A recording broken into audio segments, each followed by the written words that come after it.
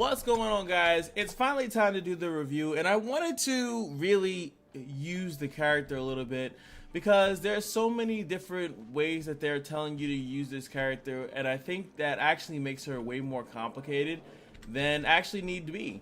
This character right here, Silverwolf, is easy to use, especially for a person like me whose account is actually doo-doo butter. So what am I saying? The reason why is that her skill is just so good.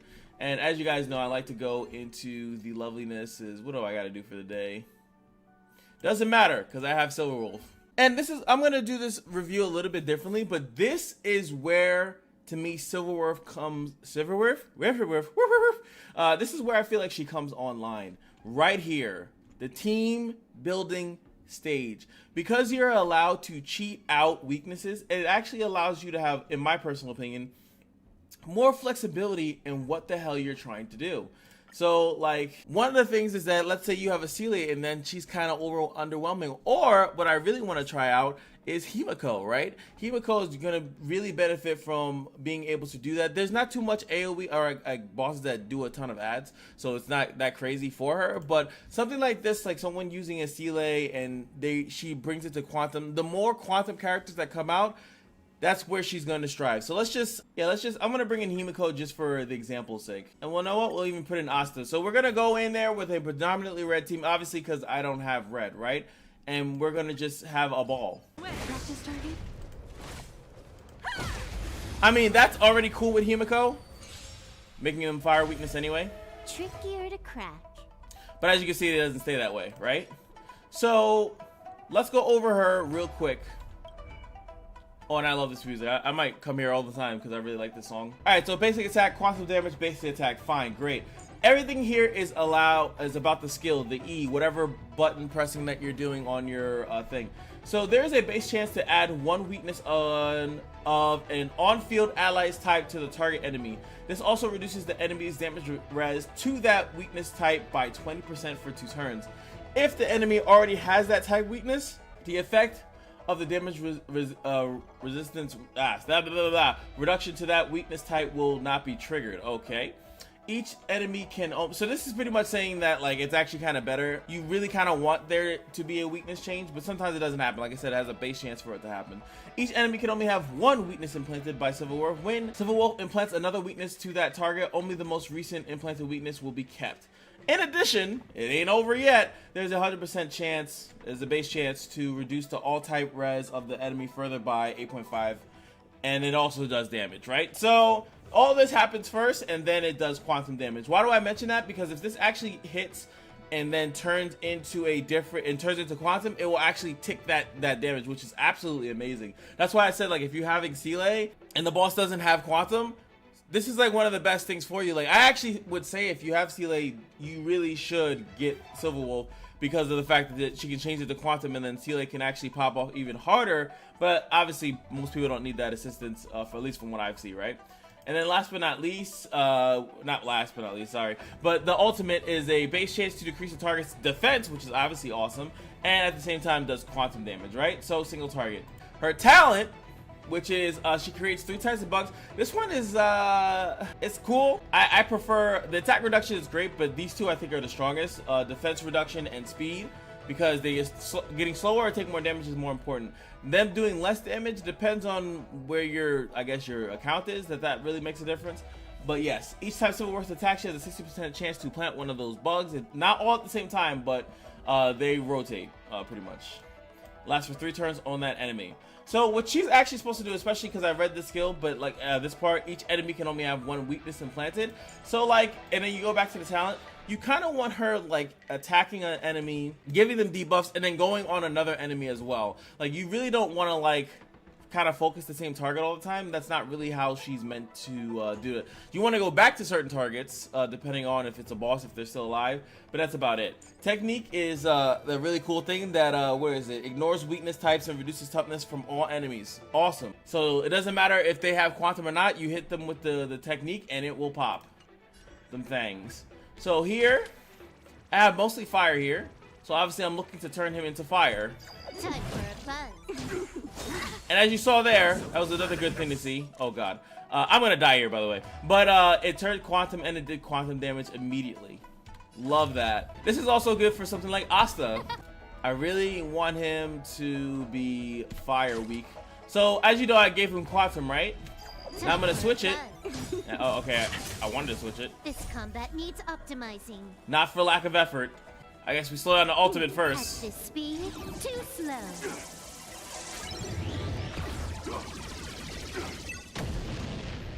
I love that ultimate. So good.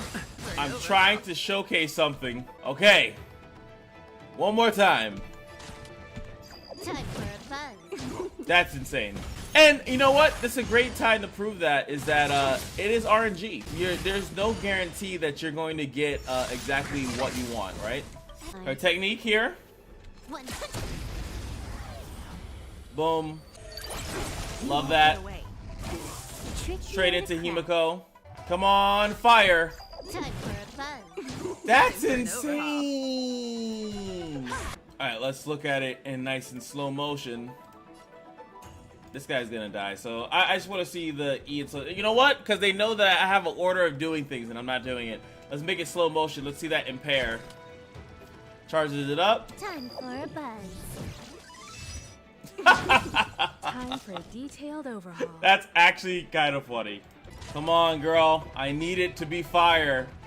I need it to be fire. Time for a buzz. That is, I've never had that much bad luck in my life. I guess I can't even, let's check out the auto. Screw it.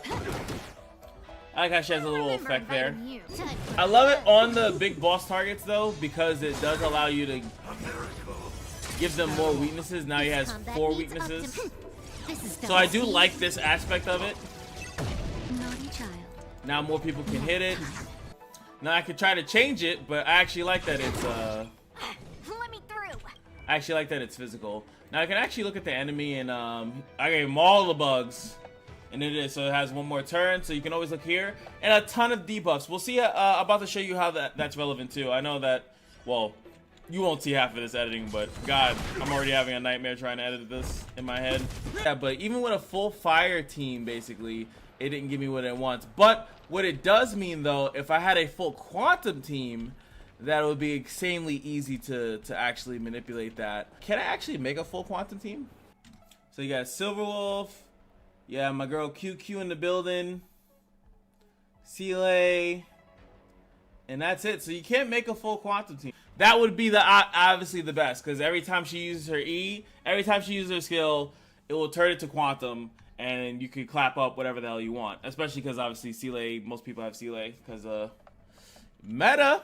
So outside of the difficulty of that, it's still pretty good if you have a diverse team, because I think another thing that you want to do is that even if the thing already has quantum, you have other characters that will come in and like be able to melt down that toughness bar. I think that that's basically what she's meant to do, but I was hoping that if I had more of a certain type of unit, it would give it up, but you just saw that. Yeah, it doesn't matter. It doesn't matter. So let's check out the traces. I've actually just started like trying to get into my traces and stuff like that. So when you're doing the talent system here, you can see that the effectiveness of each bug goes up and the chance for it to land goes up as well. And the fact that a lot of this stuff is chance for a 5-star unit is kind of weird to me, but it is what it is. And then you have the damage going up for this, you have the chance and the reductions going up, and then the damage of this, so the ultimate. Pretty cool. But this is the thing I was investing in first. Obviously, I want the chance to go up to add the weakness. And then also, I think down here, all the type res goes down, and also you can increase the attack, how much damage it does in general. I think this is where you put all your bang for your buck. It's what she's mostly there for, in my personal opinion. And then maybe the talent, because making these go up is pretty good too. A little bit less defense, a little bit less speed. You know, everything is, you know, it's a win more kind of thing. Then you have the specialty ones, which is the first one I also got, is the duration of the weakness implanted by Silverwolf skill increased by 1 turn. Hell yeah. And then you have, if there are 3 or more debuffs, this is Ascension 6, I don't even know why I read this. But yeah, 3 or more debuffs, the enemy, when the skill is used, the skill thing is reduced even more, which is that's okay. And then the one that another one that you'll be able to get is that the bug duration is extended by 1 turn. Every time an enemy is weakness broken, Civil Wolf has a 65% chance of implanting a random bug. And then you saw that when I was looking at the thing, there was a bunch of bugs on that one, right? Yeah, that's kind of what that looks like. Then you have the Eidolons, and then yes, this is definitely going to depend on what kind of Civil Wolf you have. The first one is after using an ultimate to attack enemies, Civil Wolf regenerates 7 energy for every debuff that enemy currently has. This effect can be triggered up to 5 times in each use of her ultimate. So if they have 5 debuffs, she'll get 7 energy per debuff, right? So she can instantaneously get back 7 times 5. I don't know why that's 35. I don't know why that escaped me. So it's really important to know how much is her ultimate, actually. I don't remember. So 110. That's pretty good, right? Getting 35, and as you saw, it's very easy to get a bunch of debuffs on them, and that's regardless of her own debuffs, right? So if you're running other dots and stuff like that, or other people that do debuffs, this is going to be really easy. I think that this is pretty good for an E1. Then you have the Zombie Network. When an enemy enters battle, that reduces their effect res. That's pretty good if you're running a more debuff dot-based team, right? Fantastic. Same thing with Pella, has some of that stuff going on. Then we have, 3. 3 is really important, honestly, because of the ability to max out the skill and the talent, the most important things, in my personal opinion, in her kit. But yeah, that's a lot of money. So, bounce attack. After using the ultimate to attack enemies, deals additional quantum damage. 20% of Civil War's attack for every debuff currently on the enemy. This effect can be triggered up to a max of 5 times. This is where I feel like she starts to become a DPS character, but again, that's 4 copies of her. Then you get this ability to like really start doing this is ultimate basic attack, and then even further to give her more DPS. For every debuff the target enemy has, the damage dealt, not their attack increase, but the damage dealt is increased again. So they're looking for you to maintain about 5 debuffs on the character. Let's see, 20%, limit up to 100%. Insane. That's where she, and I would even argue that with all those buffs, if you get her to E6, like, you pretty much don't need to like invest too crazy, because she has so much stuff in her favor. Then she pretty much gets attack for or damage for no reason, right? Really cool character. As you see, a little bit RNG. Like, even without what happened, what I just did in this video, there's a lot of RNG. There's a lot of chance for things to happen. In comparison to a lot of other characters like, even if I go to, like, let me look at Hook. You know, she also has base chances to do things, right? Like, but like, she's a 4-star. Like, I would have preferred like someone that's as unique as Silver Wolf. They would have gave it that it wasn't chance, like it's kind of just a guaranteed thing to happen. Because if you don't get what I was trying to do, then her whole purpose being there kind of sucks. Now the light cone is going to be interesting because she has an event light cone, which is called the before the tutorial mission starts. So I'm just going to talk about this one first because you get it in this event that's currently happening, and it increases the wearer's hit rate by 40% when the wearer attacks the defense to reduce enemies. She regenerates 8 energy, which obviously she can do that on her own, or if you are pairing her with someone like Pella, who has a I think is her ultimate? Yeah, ultimate lowers the defense, right? So there's ways that you can have another character that's going to lower defense. I think Pella is the only other character that has it. Plus Pella synergizes with Silver Wolf because they both are about hit rate. Affect hit rate and reducing and dropping debuffs on characters, right? But I'm just gonna check the blues and the purples to see if there's anything better. See, this one's all cool, but it lasts for 3 turns. That's ass. This is not bad. Reason why, because max level is gonna be 48% to slow enemies, and there's a ton of ways to slow enemies in the game. And she also obviously has a slow reduction too. That's actually pretty good. 48% increased damage is pretty freaking high, as long as there's a speed down on them. But let's look at the other purple. Hey, this is kind of funny. That's almost like the same, right? For every debuff the target enemy has, the damage dealt by the wearer increases by 12%, stacking up to 3 times. The effect also applies to DOTs. And this one's 24/3, so we can get a hefty amount. What is that, 70? Yeah, like 72, I think that is. So that's pretty good. That's pretty good damage increase as long as they have a bunch of debuffs. So I think that this is, if you don't have the other one, I actually would say it's even better. If you, but this one obviously is a free one, so free is better. But this also gives you effect hit rate, which we'll go into in a little bit why that actually could be. Oh, Sempo? Oh, he's Nihility too. Interesting. I like this because it's actually the story, right? Silver Wolf versus Skrullum, right? And this is like the actual battle that they had here. Not really. That seems like more of an AoE kind of thing. So I think you good night and sleep well will definitely be your purple here. Incessant Rain, which is her banner one, which is weird that she has a banner light cone, but they also give you an event light cone. So this one increases the wearer's effect hit rate by 24%. When the wearer deals damage to an enemy that currently has 3 or more debuffs, increases the wearer's crit rate by 12%. After the wearer uses a basic attack skill or ultimate, there's a 100% chance to put an ether code.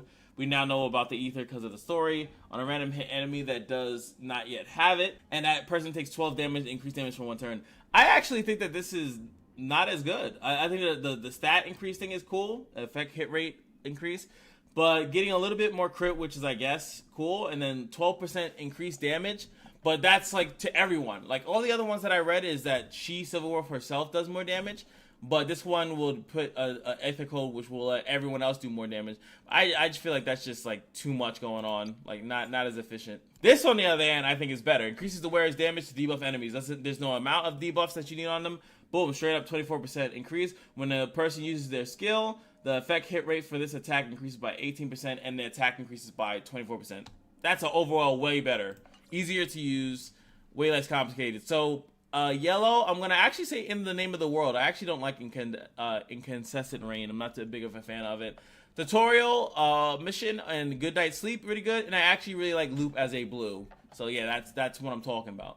If you go in that DPS, you might as well go for the relics. Increases quantum damage by 10% when the wearer deals damage to the target enemy, ignores 10% of the defense. If the target already has quantum weakness, which you can manipulate, you will additionally give her 10% more defense. You can manipulate that, so that's pretty good. I kind of like Thief of the Shooting Meteor just because of, like I said, I kind of like her also as a break effect character because she enables it. She can enable it for herself, and when wearer increases the break effect even more. But when the when the wearer inflicts weakness break, she gets energy back. And you saw the other stuff about her doing with energy. I kind of feel like you could like have a way that you're cycling your ult like by crazy by utilizing this relic. So yeah, it's just a toss up between those two. And then the two-piece, and this is where the whole effect hit rate thing comes from. I gotta find it though. Here it is. Increases the wearer's effect hit rate by 10%. Meanwhile, the wearer's attack is increased by an amount that is equal to 25% of the current effect hit rate up to a maximum of 25%. I feel like this is why people, like outside of obviously you're going the effect hit rate because you want to lay in your debuffs, right? You don't want them to be resisted. But like this is like I think the other reason why people are getting a DPS version out of her is because of this two-piece set. Gives her attack scaling off of her effect hit rate. It is capped, but it is pretty cool. This is for my break effect stuff. Now, I can't really say to go this because when the wearer's speed reaches 145 or higher, the wearer's break, but I don't even know what her base speed is, but I do think you do want to prioritize speed on her. Just for the simple fact of, actually, what is her base? 107, 112 Ting Yun. So she's not like super fast, but to get to 145, like you basically have to run like speed on this set, the boots, and then like get a decent amount of speed, and then maybe you can get that. I'm actually not too far off it. I'm at 139, so it's definitely possible. And last but not least, one thing to consider is that if you want effect hit rate as a stat, it only comes from the chest piece. So if you are trying to get even more effect hit rate on her to just get it high, I don't necessarily know how high you need it to be to have her consistent. And obviously it's a PvE game, so you're not dealing with like some a-hole tank that's pretty much gonna stack it up. You could probably look online to see the boss that you're fighting, but that's what the effect res is. But if you want effect hit rate as a stat to increase it, you only can get it here on the chest piece. So what do you think about Civil Wolf? I think, like I said, super awesome character. I think that she's really cool. I do think that the RNG-ness of the weakness type is annoying, but I would love to revisit her if I were able to ever obtain a full-on like quantum team. But when you have a boss and like your whole entire team can hit the boss and reduce his weakness, yeah, I think you just keep it weakness broken for the entire time, which is just insanely strong. But hopefully you guys enjoyed. It was a weird one. I got to do a lot of editing on this, unfortunately, because of all the RNG nonsense. But I think that that's something to keep in mind. Luocha might be a more consistent character and not have to deal with so much RNG. Especially it's weird because she's a hacker, so there's a lot of stuff that she does that's a little bit more consistent. So I would have preferred for her to have more consistent things that she does. Anyway, hope you guys enjoyed, and I'll see you guys in the next one. Peace.